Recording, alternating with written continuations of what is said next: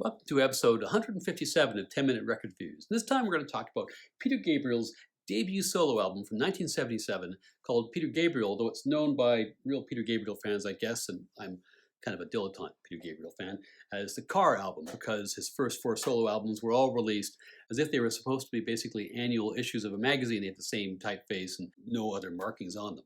This album has a burst of ideas, kind of what you'd expect from one of the most cerebral and creative spirits in all of rock and roll. It's a mixture of prog rock, pop, and other kinds of experimentation made by a wandering talent, backed up by some real prog rock wizards, but also, somewhat bizarrely, by most of Alice Cooper's studio band. In terms of what to expect from this record, it's kind of more of a case of what not to expect. If you love Salisbury Hill, which is a song that most people will know off this record, don't put it on expecting to hear a bunch of other songs that sound like they come off a record with Salisbury Hill on it, because they don't. It's certainly interesting, it's certainly enigmatic, it's certainly full of enigmatic lyrics.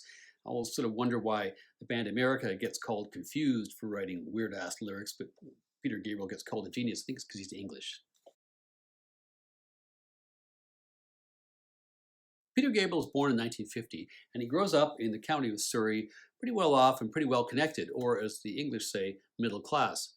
He grew up in a manor house, and he was privately educated all the way through. He went to Charterhouse, pictured here, where I can only hope that on the curriculum were such items as potions and divination. Famously, of course, the founders of Genesis were all at this particular school, and in 1965, when he was 15, Gabriel, along with Tony Banks, who played piano, and Chris Stewart, who played drums, formed a band called Garden Wall, which lasted for a couple of years and then kind of fell apart. A little bit later, Gabriel, Banks, and Stewart got together with Mike Rutherford, who was also at school, and Anthony Phillips. They made themselves a demo and got in touch with a guy who had previously gone to the same school, a guy called Jonathan King, who was a musician. He loved the demo, and he actually used his connections to get them a deal with Decca Records. As a bunch of teenagers, Gabriel and his friends record From Genesis to Revelation, the Genesis debut album, 1968, flops, and basically the band falls apart, and for a little while go their separate ways. A year later, though separate ways not seeming so attractive anymore, Gabriel, along with Banks, Rutherford, and Phillips, decided to give it another go, and they pulled together some more songs and got a deal with Charisma Records. Charisma were one of a number of labels at the time who viewed the whole prog rock thing with increasing favor. They signed them and they got Atlantic Records to agree to distribute their records in North America. So that's all good, but the whole process of actually making records that would sell if they were distributed was not yet mastered, because their very next album, Trespass, also flopped. There's a few lineup changes in this period. In particular, guitarist Steve Hackett comes in, and their next two albums, Nursery Crimes and Foxtrot, do a lot better. As their records are selling and prog rock is kind of hot and their gigs are doing well, they're getting more and more self-confident, and their shows are starting to get a little more arty and a little more quirky, and this is in particular driven by Gabriel. He starts to tell these fantastical stories to the audience in between songs. He's starting to wear weirder and weirder outfits to perform in, and some of the time he's not actually talking to the band about this, he just suddenly appears, famously one time with a fox's head on his head and so on. And the band were a little bit unsettled by this, but what happens, of course, is they get a lot of notoriety and a lot of press attention. Their records start to sell, so everyone says, okay, well, Pete didn't really consult us on the whole Fox business, but we're making money, so they kept going with it. The records kept doing better too. Genesis Live came out in '73 and then Selling England by the Pound, which was a big critical and commercial success, despite the fact that it was laden with English literary themes and other very distinctly English themes. In fact, I think there's basically a three-way competition for the most English band of all time, and I would say it's this stage of Genesis, XTC, or late 60s Kinks. You decide. Anyway, the next album, The Lamb Lies Down on Broadway, which comes out in 1974, is also Gabriel's last with the band.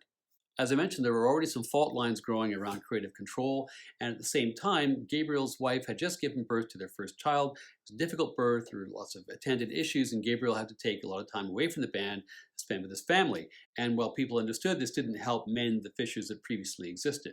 Following the tour to support The Lamb Lies Down on Broadway, Gabriel leaves the band in 1975. He actually told the band during the tour that he was going to go. Pretty clear in retrospect that Gabriel was at that point kind of an outsized personality, fitting very poorly into a group setting, and the group were not particularly surprised, as you can imagine.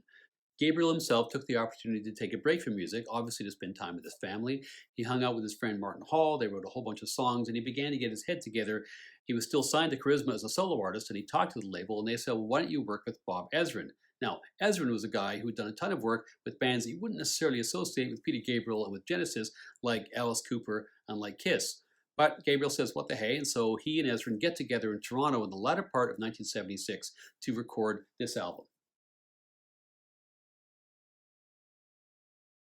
Peter Gabriel's debut album was made at the Soundstage studio in Toronto in the latter part of 1976, as I mentioned, with Bob Ezrin producing. They would go back to the studio a couple times to do some touch-ups and add in some orchestral pieces. They would use Morgan Studios and Olympic Studios in London for that in the early part of 77. Ezrin handled the bits which were basically the straight-up rock and roll pieces in terms of producing, and Gabriel did a lot of the production of the other pieces, what he calls the more English pieces. When it came to personnel for the album, Gabriel basically deferred to Ezrin's choices, but there were a couple people that he wanted to bring in. First of those was Larry Fast, who's this American synth wizard who'd been recently doing a whole series of quite experimental symphonic rock synthy kinds of albums. And the other person he brought in was, of course, the King Crimson guitarist Robert Fripp, because if you're going to do an album with proggy songs with weird time signatures, who better to have on board than Robert Fripp? Ezrin brings in Tony Levin on bass, guitarists Steve Hunter and Dick Wagner, Joseph Chorowski on keyboards, Alan Schwartzberg on drums, and the percussionist Jimmy Malin, all of whom he'd met doing records with Alice Cooper and Kiss. Despite that background, it's clear that he needed really experienced session hands because this record is so diverse that he needed people who could handle a whole bunch of different styles and basically take direction well, and that's exactly who he had. The album was released in February 1977. It goes to number 7 in the UK and a respectable number 38 in the US. Salisbury Hill, that brilliant song, was released as a single. It got to number 13, surprisingly low, I think, actually, in Britain, and number 68 on Billboard. Modern Love was also released as a single, but it didn't chart. The first track is Moribund the Burgermeister, which has a really intriguing arrangement. It's got this sort of muffled percussive track, which is interspersed with these much, I guess, more dynamic synthy fanfares. It's actually not a song which would have been that out of place on a Queen album from about the same era, I think. The next song is Salisbury Hill, one of my all-time favorite songs by any artist, and certainly my favorite Peter Gabriel song, with that great, unusual time signature. I'm assuming that the guitar is played by Fripp because of that. It's just really hypnotic. But anyway, it's a super track and one for the ages.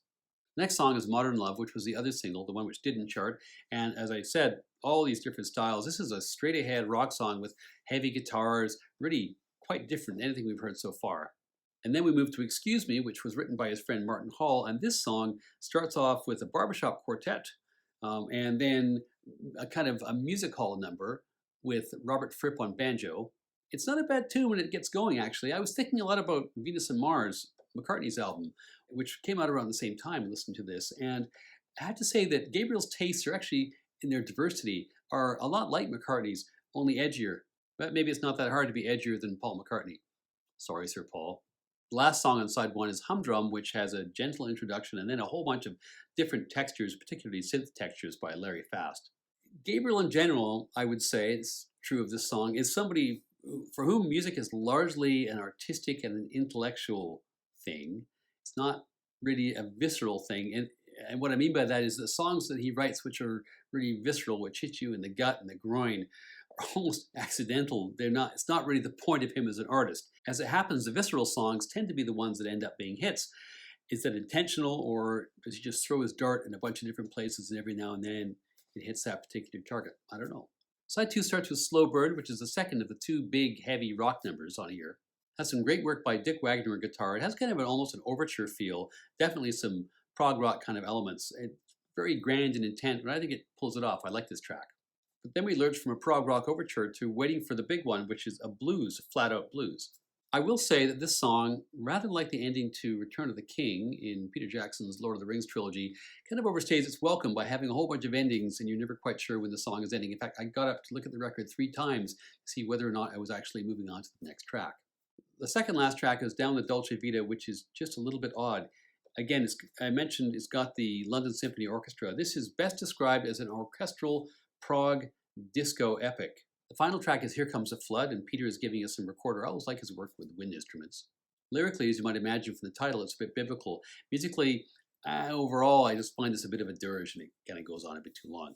And there's the end of the album. Well, you've heard of the sprawling double LP? I would call this a sprawling single LP.